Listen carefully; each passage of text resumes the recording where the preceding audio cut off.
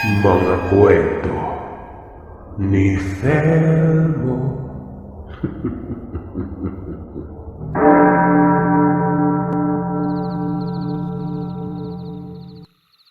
Paano na nga ba gawing makatotohanan ng katagang swerte?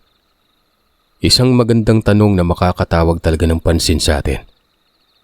Karamihan sa mga hikaos ay umaasa sa swerte na kahit hindi pa itinadhana, ipinagpipilitan talaga.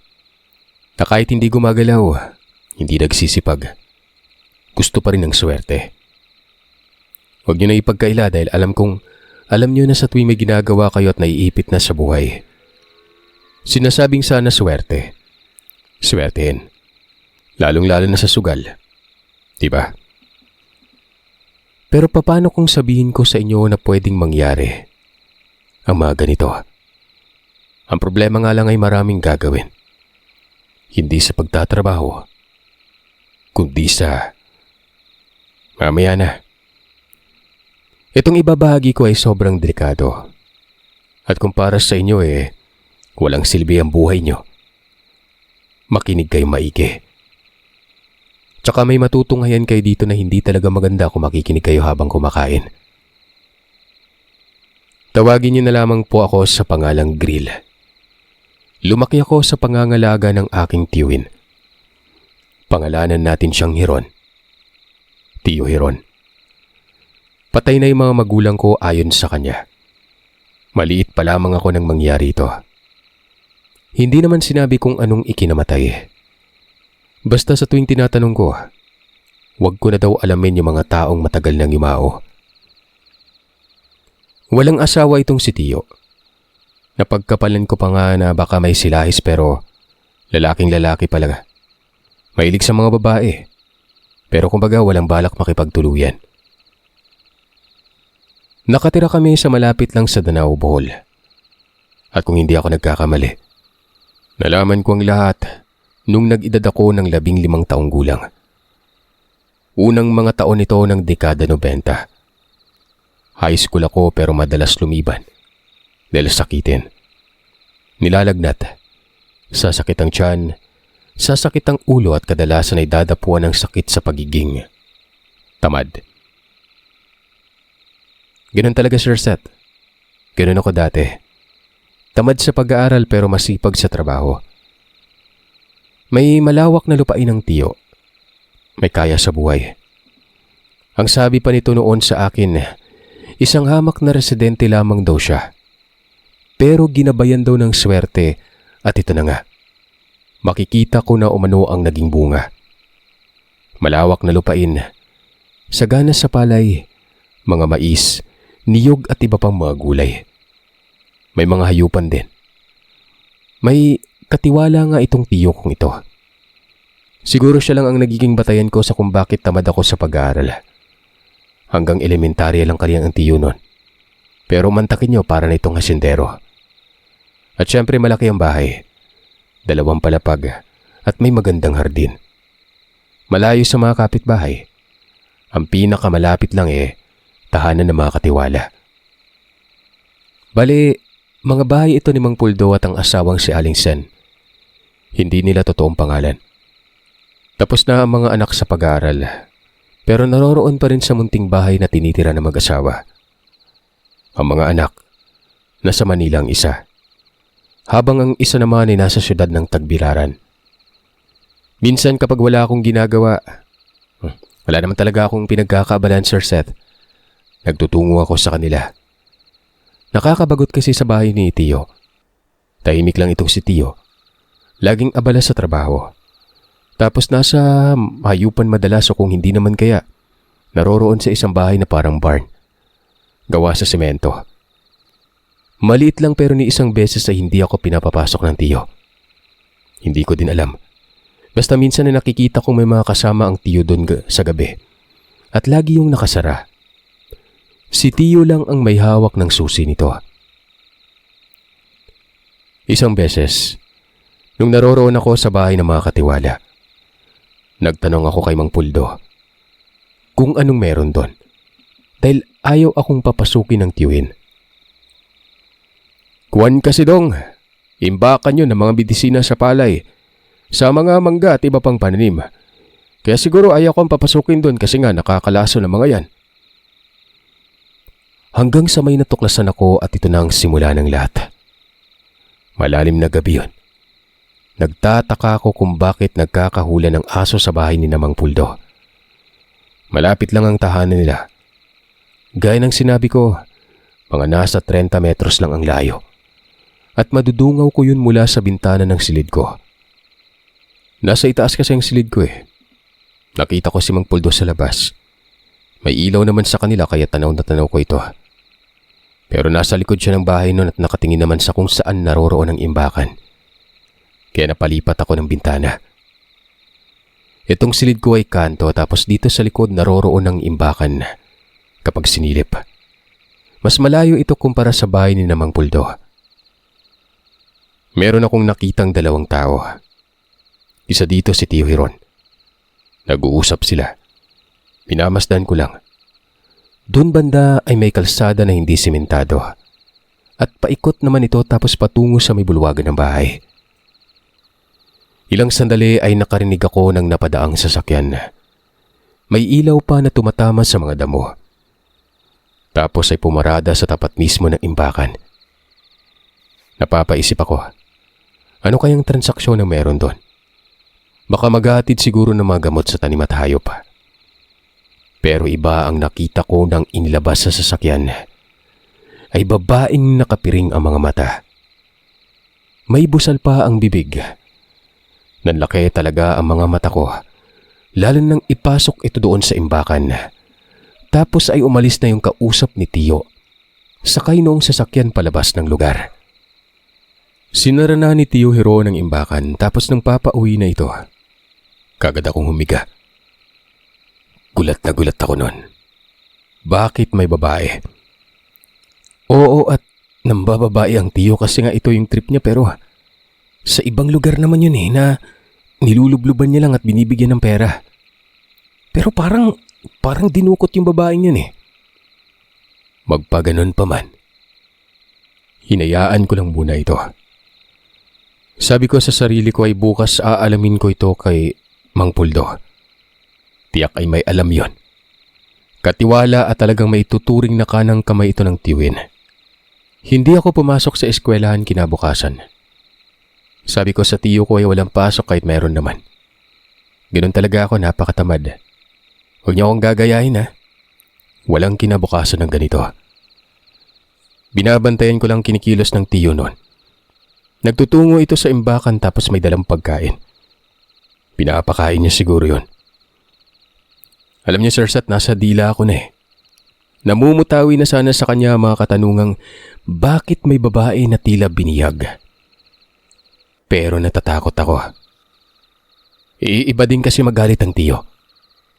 Oo't hinahayaan lamang ako sa layaw ko pero may mga paalala ito sa akin na huwag akong makikialam sa mga ginagawa niya. Umalis ang tiyo. May sasakyan kami. Jeep yun. Nakita kong humarurot palayo at patungo sa main road. Walang ano-anong pinuntahan ko si Mang Puldo. Naroroon lamang sa beranda ng bahay nila at kakatapos lamang nitong magpakain sa mga alaga naming baboy. Siya din ang nagpapastol sa mga baka at kambing. Habang ang asawa niya, ito ang umaasikaso sa kung anong kinakailangan sa bahay namin. Pagluluto, paglilinis at kung ano-ano pa. Yung taniman mga saupang nangangalaga doon. Mang Puldo, ano po ba yun? Anong ano? Nakakagulat ka naman. Bigla ka nalang sumulpot na parang maligno. Anong ano? Yung kagabi. Nakita mo yun, di ba? Ako nakita ko. May babae sa imbakan. Yun ba? Huwag mo nang isipin yun. Baka nagustuhan ng tiyo mo tapos nagpakipot kaya dinaan sa puwersahan. Tama po ba yun? Rape na yun, di ba? Hinaan mo yung boses mo. Hayaan mo lang ang tiyo mo. Tingin ko papakawalan yan tapos bibigyan ng pera. Alam mo naman yun. Ayos lang yun para sa inyo, Mang Puldo. Tingin ko napakasama naman nun. Alam mo, Grill, katiwala lang kami dito. Tsaka ako lang ang nakakaalam ng mga ginagawa ng tiyo mo. Ngayon lang ako nagulat kasi nga nakita mo na din sa wakas. Nagising ka siguro dahil sa mga aso. Sana hindi na lang pala ako nag-aalaga ng mga aso eh. Napasimangot ang mukha ko nun. Tinitigan ko talaga ng mata sa mata si Mang Puldo. Para kasing maraming beses na itong ginawa ng tiyo. Yun ay batay sa pagbabalangkas ko sa mga sinabi ng katiwalang yon. Kaya naman tinanong ko na kung totoo ba ang pagdududa ko. Ang sabi ng matanda, oo. Pero gaya ng nabanggit niya ay hayaan ko na lamang daw. Nakita ko yung mga matang malilikot. Hindi maitatanggi na may kinukubli ito. Basta, noon ako nababagabag ng husto at kung hindi ako nagkakamali. Kasabwat si Mang Puldo. Papalis na ako ng abisuan ako noon. Ayon pa sa matanda. Sa akin lamang umano ang mga narinig ko sa kanya. Ang importante ay nasa maayos na kalagayan ako at kung anong layaw, luho at iba pa. Nakukuha ko noon. Hindi talaga ako napapanatag, Sir Seth. Hanggang sa sumapit ang gabi, nakita ko ang tiyo na patungo doon sa imbakan. Sa mga sandaling ito ay patay ang ilaw doon. Pero mula sa bahay, may ilaw naman kaya nakikita ko pa rin. Kinakabahan ako. Pakiramdam ko ay hahalayin ni tiyo ito.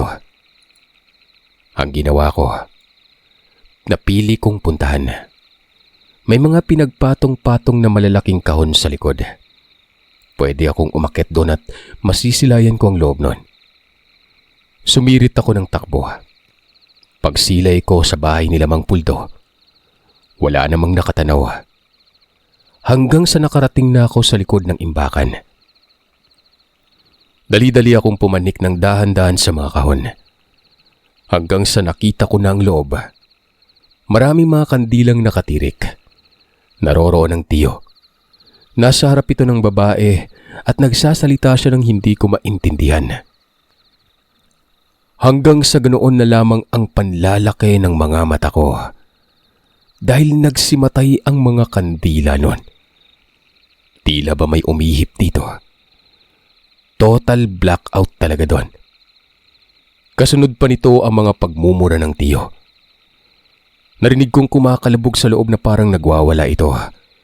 Pero hindi ko narinig kung anong boses ng babae. Hanggang sa lumangit-ngit ang pinto. At dito ko na naaninag ang tiyo na lumabas. Inantay ko munang makarating sa amin saka palang ako tumakbo pa uwi nun. Pagkarating ko sa silid ko, naririnig ko pa rin ang pagmumura ng tiyo. Sinasabi nitong bakit hindi daw pwede. Basta, ganun ang sigaw niya sa sala na siya lang mag-isa. Bakit hindi pwede? Kaanak naman daw yon.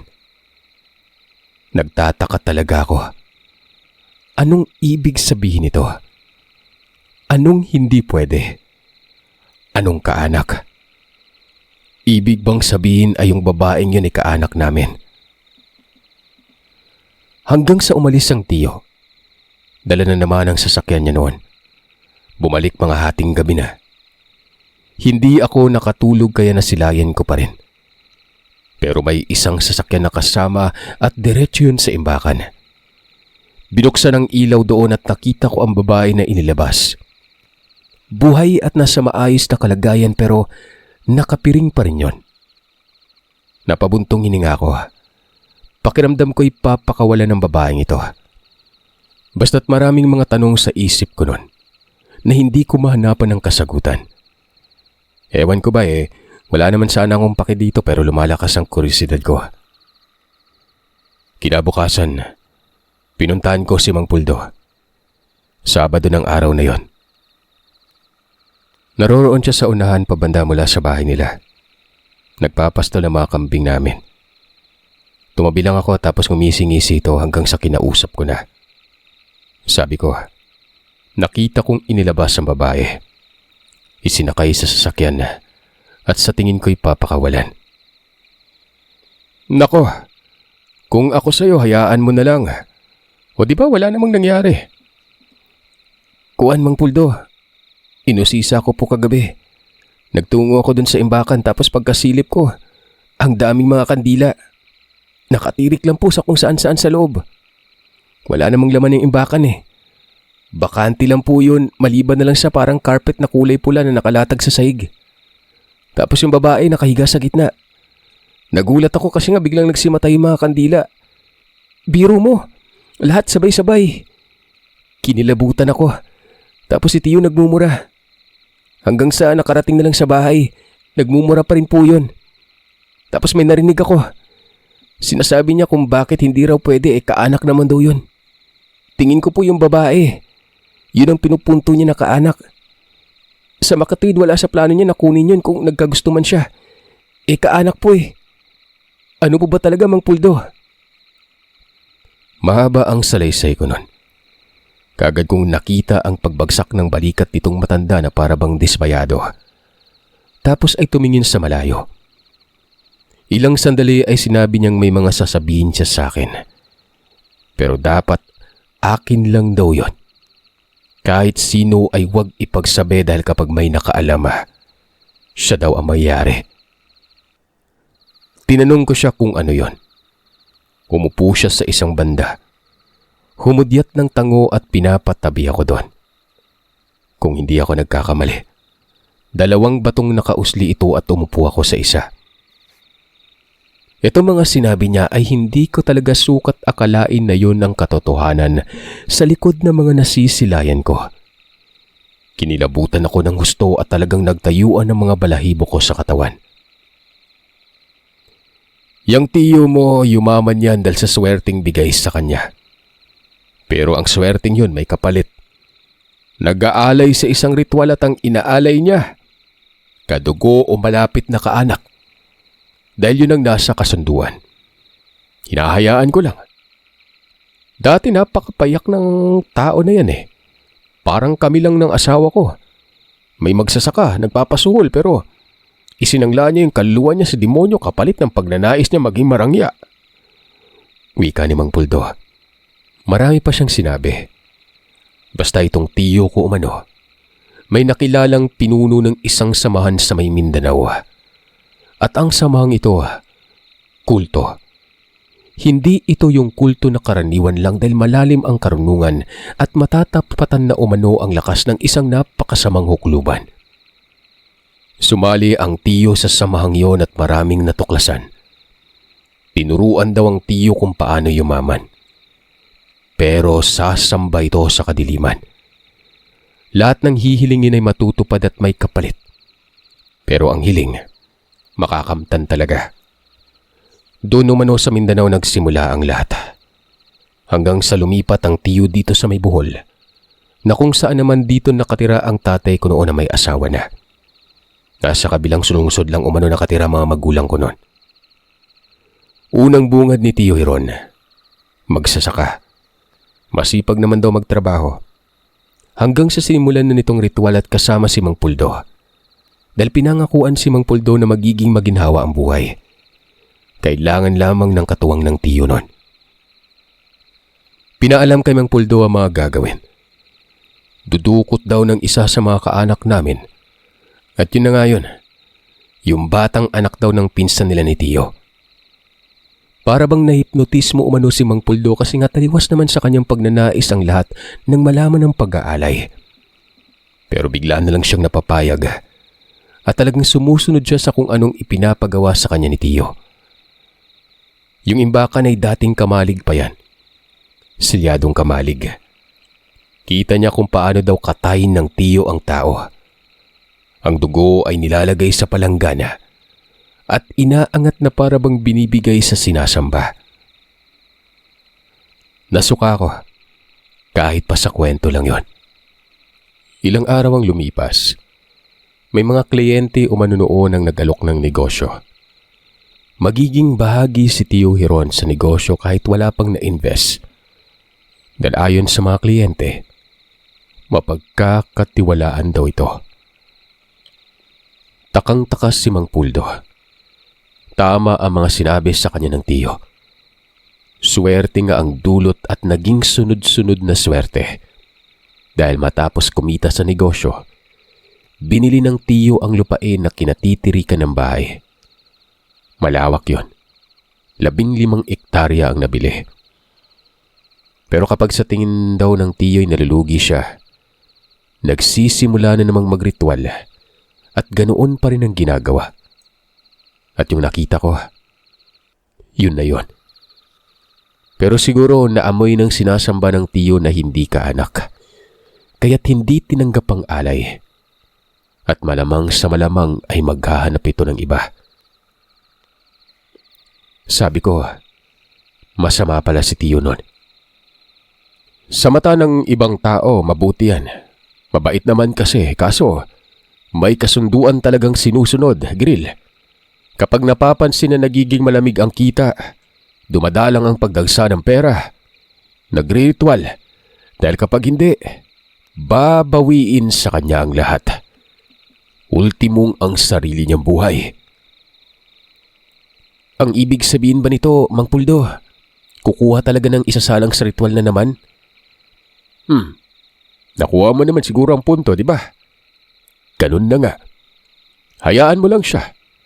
Kalimutan mo lahat ng sinabi ko. Maging kalmado ka lang na parang wala pero... Alam mo, hindi ko na rin naaatim eh. Minsan naiisipan kong lumayas dito pero iba ang tiyo mo. Iba ang sinasandalan niya kahit saan pa ako magpunta.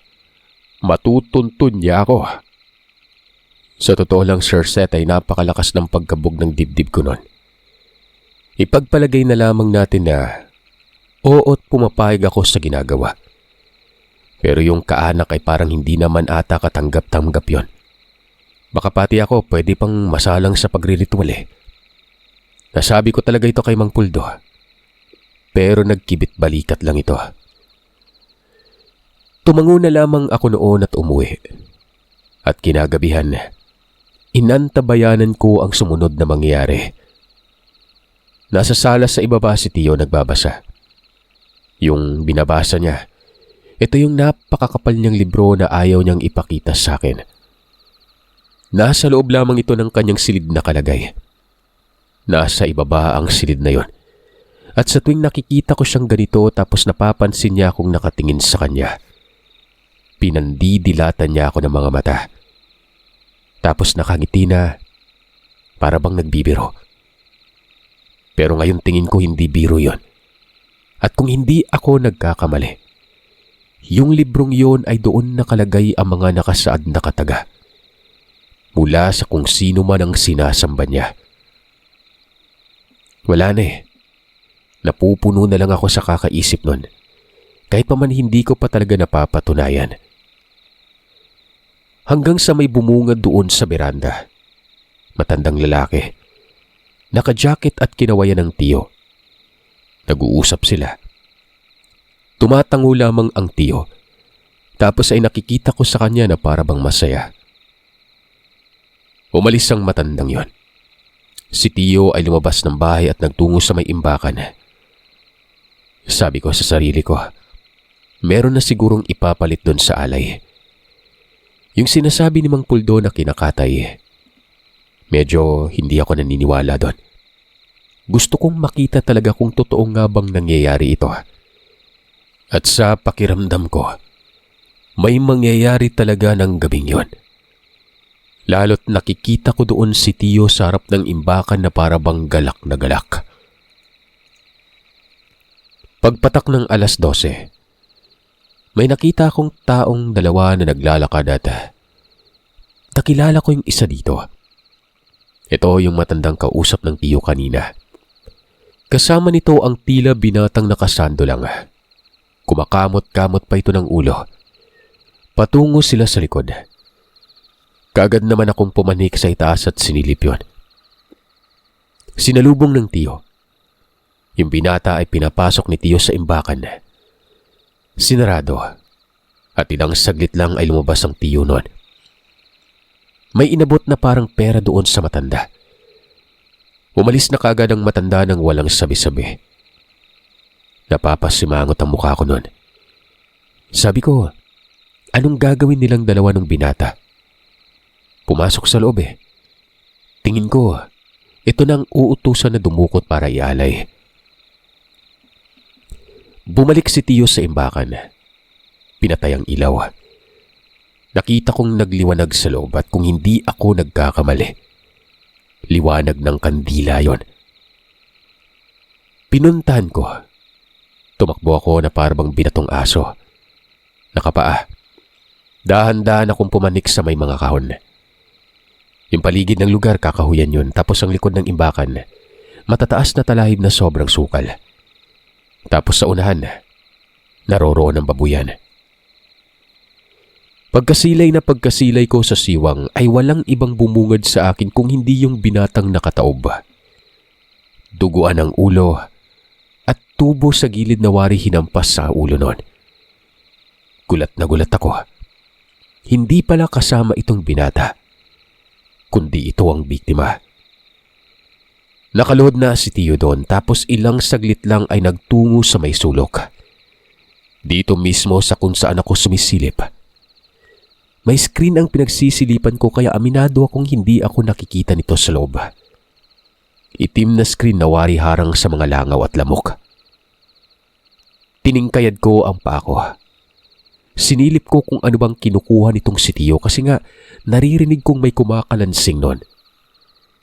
Hanggang sa ganoon na lamang ang pagtakip ng bibig ko. Dahil dito sa may gilid talaga, may ribulto. Nakakatakot ang postura ng ribultong yon. Singlaki ng tao na may pakpak at sungay. At kung hindi ako nagkakamali, demonyo yon. Kulay itim ang kintab na para bang araw-araw ay pinapahiran ng langis pampakintab. Yung kinukuha pa lang ng Tiyo, isang mahabang bolo at palangganang gawa sa yero. Etong binata, wala na yung buhay eh. Hindi na gumagalaw. Kumuha ng maliit na bangko ang Tiyo. Tapos sinangat ang ulo ng labinon. Nilagay naman sa ilalim yung palanggana. At walang ano-ano'y tinaga ni Tiyo ang leeg nito na siyang kamuntikan ko pang ikasigaw. Paano ba naman? Humiwalay ang ulo at tumagas ang masaganang dugo doon sa palanggana. Kitang-kita ko ang Tiyo na nakangiti, na para bang tuwang-tuwa sa ginagawa niya. Kawawang binata yon. Ewan ko, imbis na umalis ako parang gustong-gusto kong makita ang lahat. Hanggang sa pinatihaya na yung labi na wala ng ulo. Tinaga ni Tiyo ang dibdib. Dinig na dinig ko noon ang animoy nagsisibak ng kahoy. Nabiyak ang dibdib nun. Kinuha niya ang puso na gumagalaw-galaw pa. Nakakarimarim ang natunghayan ko nun. Napasuka ako at dahil sa pinigilan ko ito, lumabas sa ilong ko yon. Nanginginig ang katawan ko at pinagpapawisan ako ng malamig. Itong puso, pinagpira-piraso ng Tiyo. Nilagay yon sa saiglang at matapos nito ay kinain niya ito, Sir Seth. Kitang-kita ko kung paano siya nasasarapan na para bang baliw yon. Inubos niya talaga yung pusong yon.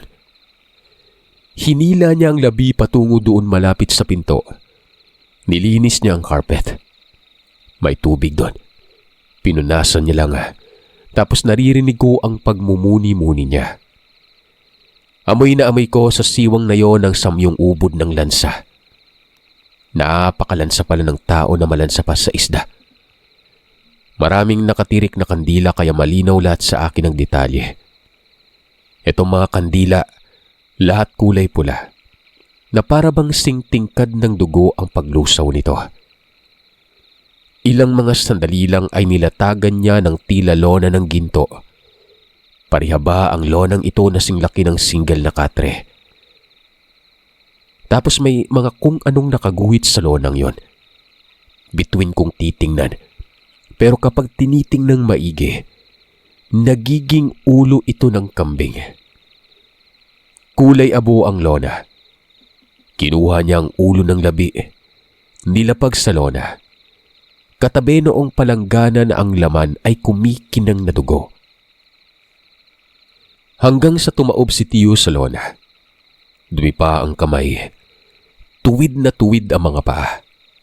Ganon din ang ulo. Yukong-yuko ito at hindi nakatabingi. Habang nangyayari naman ito ay may kung ano siyang sinasabi na hindi ko man maintindihan. Hanggang sa ilang mga sandali, yung mga kandila, sumiklab ang apoy tapos may kung anong boses na sumasabay kay Tio sa pagmumuni-muni. Saglit lang yung pagsiklab ng apoy. Bumalik din kaagad sa normal. Pero yung boses na sumasabay kay Tio, parang galing sa ilalim ng imbakan. Parang nasa ilalim ng lupa. Maya-maya bumangon ng Tio nun. Nakangiti. Pero yung mga mata ay nanlilisik. Makapal ang kilay at nakaumbok ng bahagya ang kanyang noo. Parang dyablo. Kinakausap niya yung ribulto at sa maniwala man kayo o hindi, may naririnig akong sumasabat. Ito na yung boses na galing sa ilalim ng lupa ang tono. Binaling ko ang pagsilay ko dito sa ribulto. Hindi ko alam kung namamalikmata lamang ba ako pero yung mata ng ribultong yon, maging ang bibig ay gumagalaw. Kasabay noon ang namumutawing boses. Hindi ako pwedeng magkamali. Alagad ng dilim yon. Sapat na ba ang alay ko? Kadugo ko daw ito ayon sa kakilala ko. Sa tingin ko binabasbasan mo naman kaya napapaisip ako na totoong ang kadugo ko ito. Wika ng Tio nun. Sumabat yung boses at mula na ito doon sa ribulto. Pero gaya ng sinasabi ko ay tunog galing sa ilalim ng lupa. Ayon pa dito, hindi umano dapat babasbasan dahil hindi naman malapit na kadugo. Malayo umano. Kaya ang ibibigay niyang biyaya ay hindi din ganoon katagal ang bisa. Hinahanap niya yung katulad daw talaga ng dugong nananalitay kay Tio, na siyang nagawa na ng Tio dito dati. Gusto niya yung ganon, katulad ng kapatid daw ng Tio nun. Napatulala ako. May inalay na si Tio na kapatid niya. Base sa pagkakaintindi ko nun. Tumatango naman si Tio at nangako na ito na raw ang susunod. Yun na raw ang alay na hinahangad ng kadiliman. Matapos lang magsalita ay nagsimatayan lahat ng mga kandila. Umalis na ako nun. Hindi pa kasi lumalabas ang Tio eh. Inaantay kong mauna siyang lumabas pero napakatagal niya pa ron. Hindi ko alam ang ginagawa niya dahil ang dilim na. Pagkarating ko sa silid, tulalang-tulala ako at naglalaro sa isipan ko yung sinabi ng kadiliman. Kapatid umano, katulad daw ng dati. Sa pagkakaalam ko, Sir Seth, ay 3 lang silang magkakapatid. Ang tiya na nasa Negros, ang tatay ko at si Tio. Anong ibig sabihin nito? Hindi naman pwedeng si Tia gawa ng... Tingin ko buhay pa naman yun eh. Doon namuo ang pagdududa ko na baka ang kapatid na sinasabi ay walang iba kundi si tatay. Baka si tatay ay naging bahagi ng ritual na yon. Hindi ko na mawari ang nararamdaman ko. Wala pa akong pruweba. Wala pa rin kasiguraduhan. Malay ko ba kung may iba pang kapatid sila pero kapatid sa labas, kumbaga half-brother or sister. Inilalayo ko muna ang isipan ko sa pagdududang si tatay ang nasa isipan ko noon. Kinabukasan, kinausap ko na naman si Mang Puldo. Kako ay marami akong natuklasan. Masahol pa sa sinabi sa akin ng matanda. At narinig ko pa mga pag-uusap. Pag-uusap ng kadiliman at ng tiyo ko. Na humiling ang kadiliman ng alay na walang singtulad ng dati na kapatid umano. Gusto ko pong lukuhin ang sarili ko, Manong. Gusto kong isipin na ibang tao o ibang kapatid ang sinasabi. Dahil batay sa narinig ko, pwedeng isa sa mga kapatid ng tiyo eh. Pwedeng si tatay at pwedeng may kapatid sila sa labas. Hindi naman pwedeng si Tia kasi nasa Negros yun, di ba?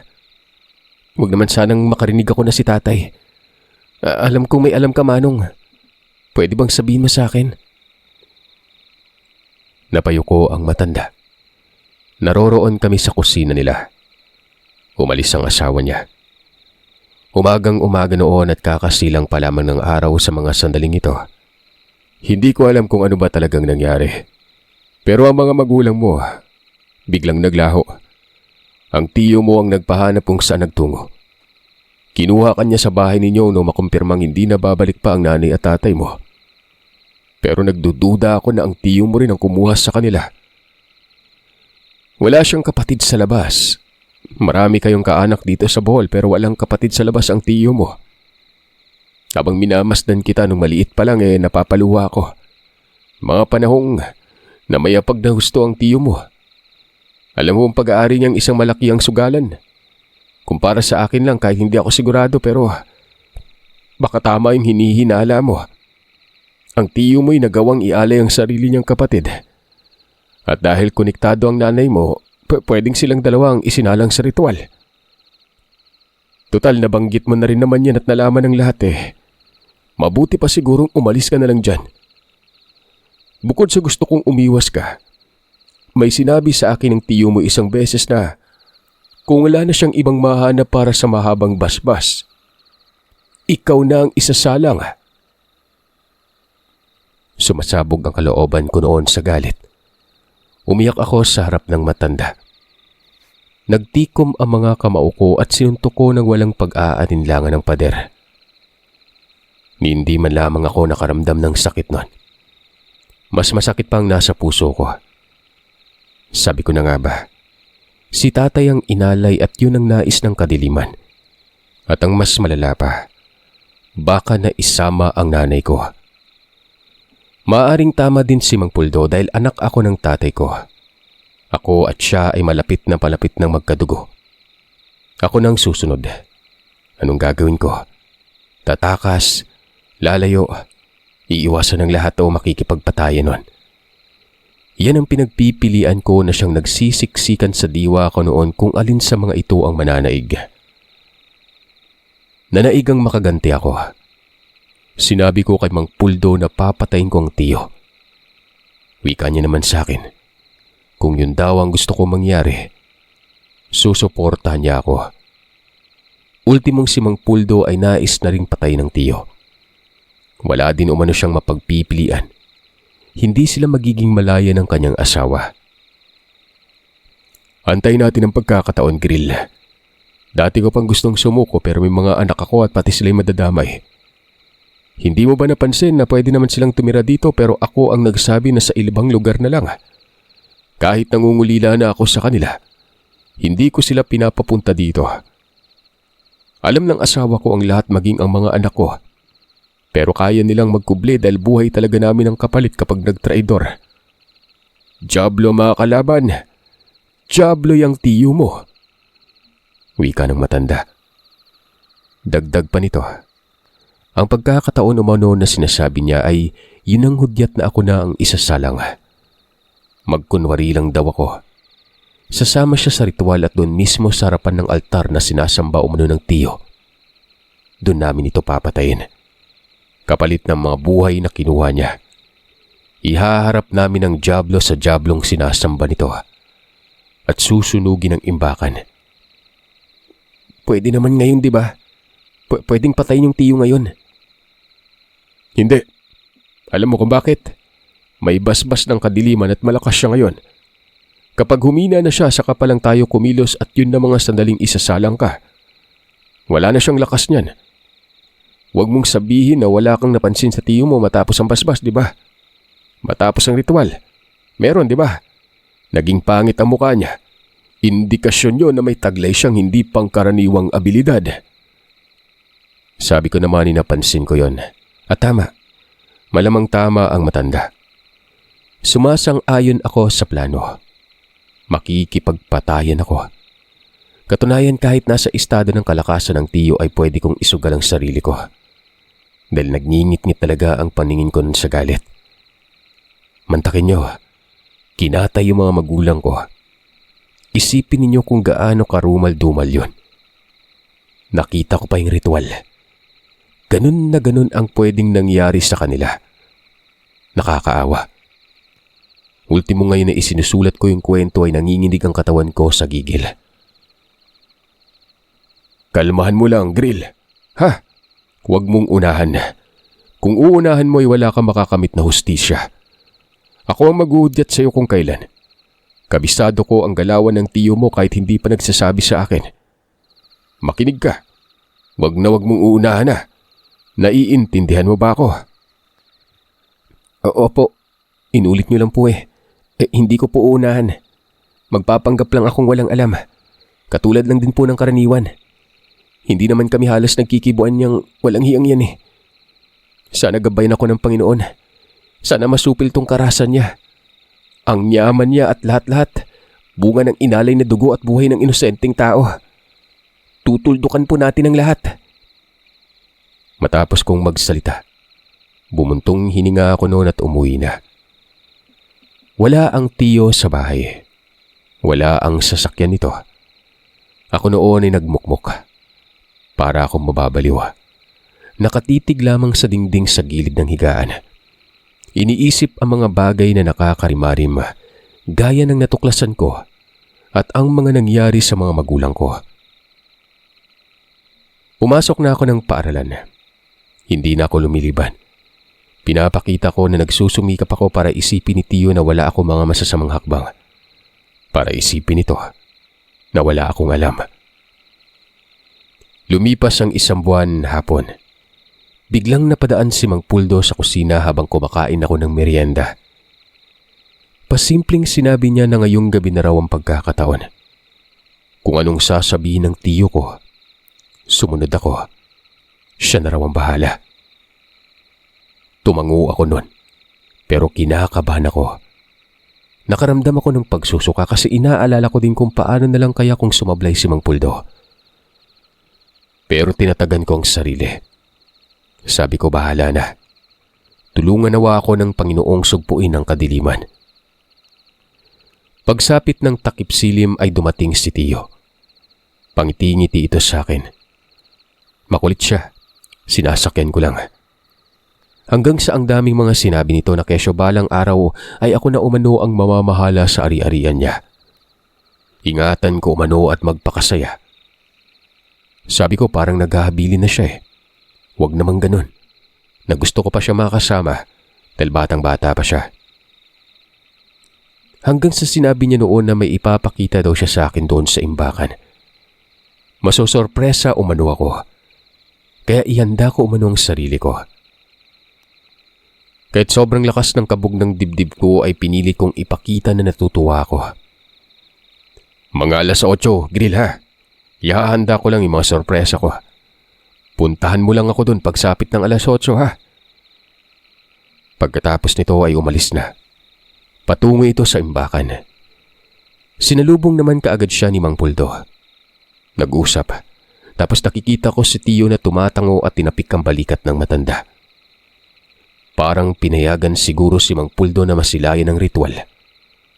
Ganoon ang pagkakaintindi ko. Nang pumasok na sa loob ng imbakan si Tiyo ay dali-daling lumapit sa bahay itong si Mang Puldo. Tapos sinabi niya na huwag mag-alala. Alam niya na mga gagawin.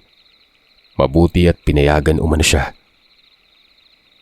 Tumango lang ako. Sabi ko na nga ba eh, nagpaalam ito sa Tiyo. Inaatangan ko ang orasan. Nakaantabay ako.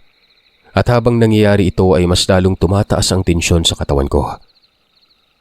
7:00 na noon pero tila ba ang tagal umikot ng orasan. Pagsapit ng 8:00 ay ipinikit ko ang mga mata ko at tumingala. Nanalangin ako ng Ama namin at naglakad na ako ng nakapaalang patungo sa imbakan. Nasa gilid ko si Mang Puldo, nakikipagsabayan sa akin. Nagkakatitigan lamang kami nito, tapos sabay pang tumango nun. Pagkapasok sa imbakan, sinabi ng Tiyo na maupo daw muna ako sa bangko na nasa gitna ng sala. Yung carpet doon sa gitna mismo. Nasa sulok si Mang Puldo at yung malaking ribulto ay nakatabon ng malaking tela. Ang sabi sa akin ng tiyo, nasa harap ko umano ang sorpresa. Nakita ko siyang nagtungo na sa pinaglagyan ng bolo. Kinuha ang palanggana. Walang mapaglagyan ng kilabot ko noon. Nininervyos ako. Nagdidilim na ngayong paningin ko na para bang mahihimatay ako eh. Inilapag nito ang palanggana sa paanan ko at habang hawak ang bolo na nasa taluban na, ay naririnig ko ang pagmumuni-muni niya. Pagbunot niya ng bolo, nanlaki ang mga mata ko. Kitang-kita ko ang talim na kumikinang. Tumawa ang tiyo. Inangat ang bolo. Hanggang sa nakarinig ako ng malakas na putok ng baril. Kasunod doon ang pagbagsak ng tiyo doon sa harapan ko. Paglingon ko sa likod, nakita ko si Mang Puldo na hawak ang kalibre 38. Umuusok pa ang dulo nun. Sa ulo tinamaan ng tiyo. Napayuko ako dahil akala ko wala na. Akala ko mamamatay na ako nun.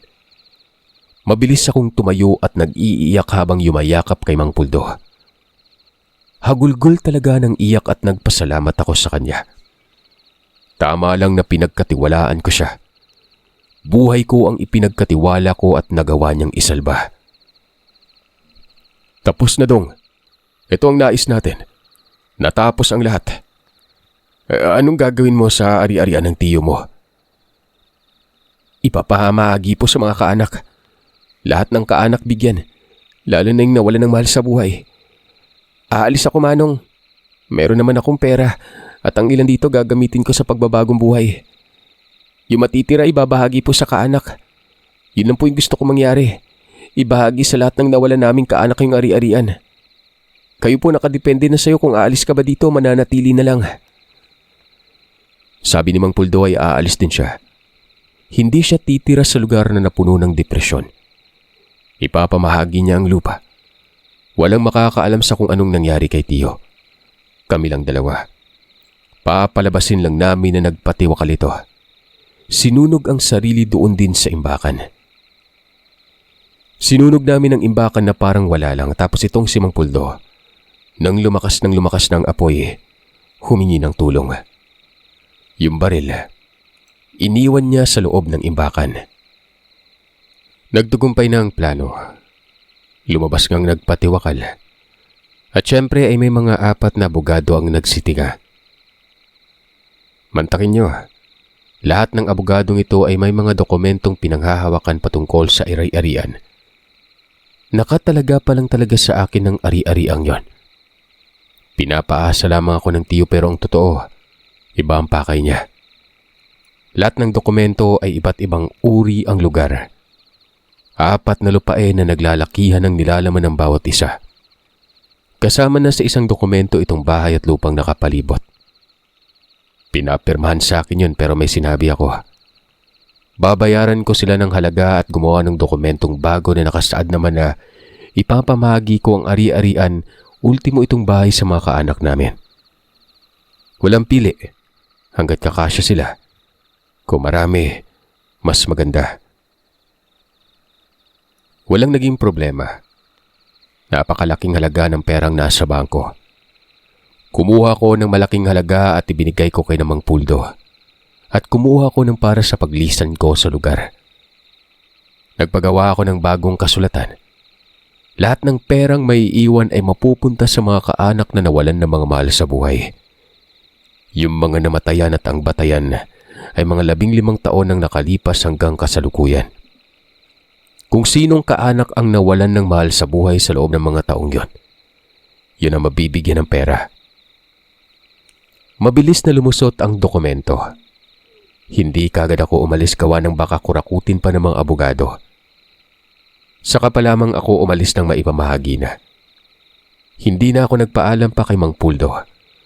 Lumisan na lamang ako at hindi ko sinabi kung saan ako nagtungo. Naging malaya man ako pero bitbit ko pa rin ang bigat ng pinagdaanan ko. Yung mga taong namatay at ang mga magulang kong naisalang sa ritual ng tiyo para lamang sa makamundong kagustuhan.